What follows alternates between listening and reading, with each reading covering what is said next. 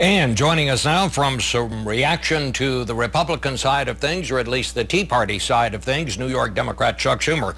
I'll just give you the chance to respond. What did you think of what Senator Cruz had to say? Well, a lot of it's sort of Alice in Wonderland. He says the president's policies haven't worked, but he hasn't let them go into effect. He's blocked just about every one. And I would say this, I have good news on the debt ceiling. I do not believe Republican leaders will follow let me say that again, I was getting feedback. I do not believe that Republican leaders will follow Ted Cruz over the cliff once again. I believe we will pass a clean debt ceiling.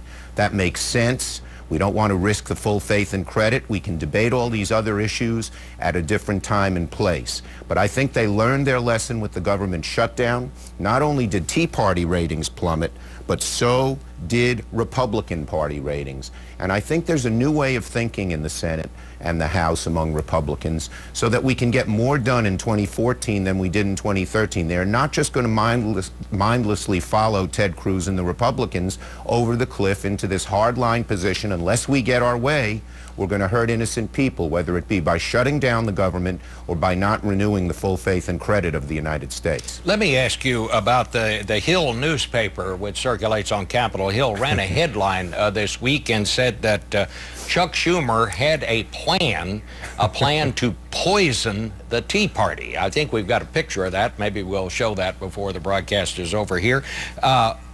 Do you? Obviously, you didn't. Well, it's not to literally poison them, but look, the question millions of Americans are asking, not just Democrats, but independents and Republicans, how can a small extreme minority paralyze the government? And I think I have a plan on how to deal with that, dealing with the fundamental contradiction in the Tea Party. The Tea Party elites believe government is evil. Everything about government is bad, and they blame all problems, even non-economic problems, problems that were caused by the private sector, on government.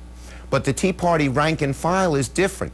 They've been fed this line that government is to blame, but when you ask them about specific programs, they are for them. They're for Medicare. They want to keep it. They're for the government building highways, which it's traditionally done. They're for the government helping middle-class families get their kids go to college. So I think that Democrats gave them a pass in 2009 when we let them just foist this anti-government theory on everybody. And the world is changing. The tectonic plates are changing. The average middle-class person with his or her income declining wants help, and they want a government to be not blocked and obstructed as Ted Cruz does all the time, but actually to do things to help them. So we're going to focus on some specific things that we think have support even among Tea Party rank and file, like raising the minimum wage, like making college more affordable to middle-class families, like creating jobs by infrastructure growth. Let me ask you this. Do you think there's any chance of getting anything done on immigration reform this year? I do, Bob, and let me tell you why. There's a lot of Republicans who feel that they should do something. This is not a monolith, even among the hard right. Economic conservatives like immigration reform, and in fact, many of them supported the bill that John McCain and I put together in the Senate. You have major Republican groups, evangelical Christians, the business community, the high-tech community lobbying for this. Speaker Boehner is now entertaining it.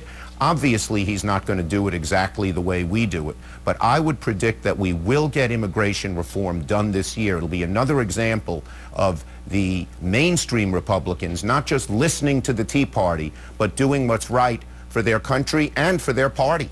All right. Well, Senator, thank you so much for being with us this morning, and we'll be right back with our panel of analysts.